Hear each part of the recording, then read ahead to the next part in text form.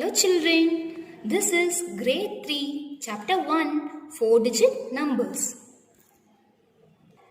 Now we are going to learn about odd numbers and even numbers. Now you know even number means that makes perfect pairs of 2. That is called as even number. So here the numbers 0, 2, 4, 6, 8. These are even numbers. And come to odd numbers, we having 1, 3, 5, 7, 9. These are odd numbers. So now we can move on to some examples related to even number. Here the number they have given us 78. This is 2-digit number. So while you are saying 2-digit number, you are going to check the ones place. So in this ones place, what number you are having? Yes, 8. So 8 means that is even. So 78 is a even number. Now come to 50. 50, see the ones place of 50, you are having 0.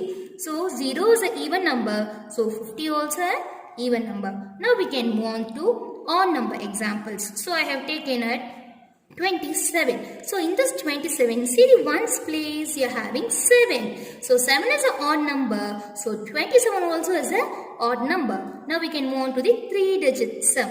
261. In this, in ones place you are having 1. 1 is an odd number. So 261 is an odd number. Now we can see some properties related odd numbers and even numbers. So first property is even plus even, you will get the answer as even. How? So we can see the first even number I can take it as 6 and the next even number I have taken it as 4. So if you add 6 and 4, you will get the answer as 10. So 6 is the even number, 4 is the even number. If you add the even numbers, you will get the answer also as even numbers. Now come to the second property, even plus odd is equal to odd. So here even number is 2 and odd number is 7. If you add 2 plus 7, you will get the answer as 9. That is odd number. Now come to third property. Odd plus odd is equal to even. If you add two odd numbers, the answer will be as even number. So here odd numbers are 5 and 9. If you add 5 and 9, you will get the answer as 14. That is an even number. Now we are going to learn about the Roman number system. So here we already know 10 numerals to write any number. These numerals are 0, 1, 2, 3, 4 till 9.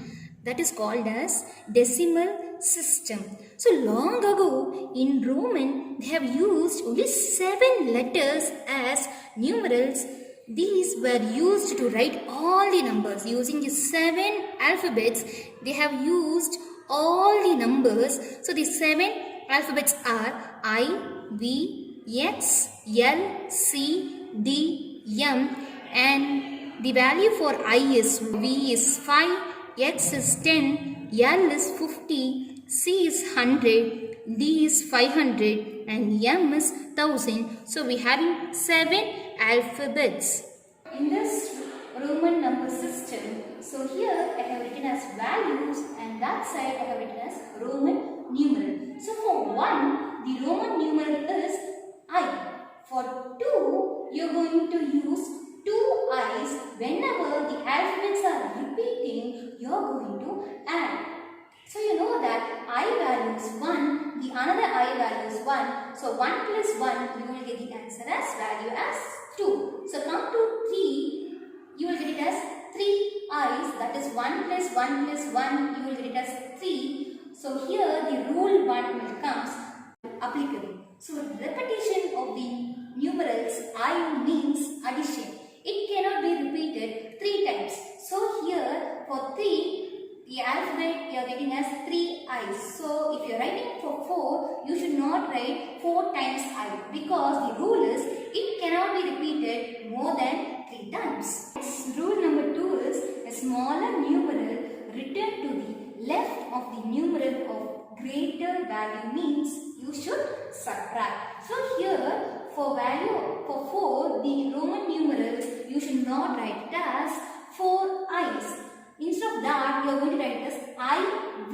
Y means I has a value of 1 and V has, you know that for value of V, the value is 5. So 1 minus 5, you will get it as 4. Why you are subtracting means your Roman numeral I is coming to the left hand side. So you should subtract, you will get the answer as 4. Now the rule 3, the smaller numeral written to the right of a numeral of greater value means you should add. So here for 6 I have written as VI. So here which is the greater numeral? Yes, V. So 5 and I you will get it as 1.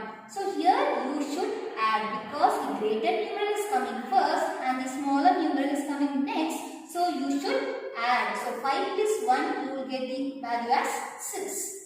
So rule 4 is besides IX can also be repeated up to 3 times.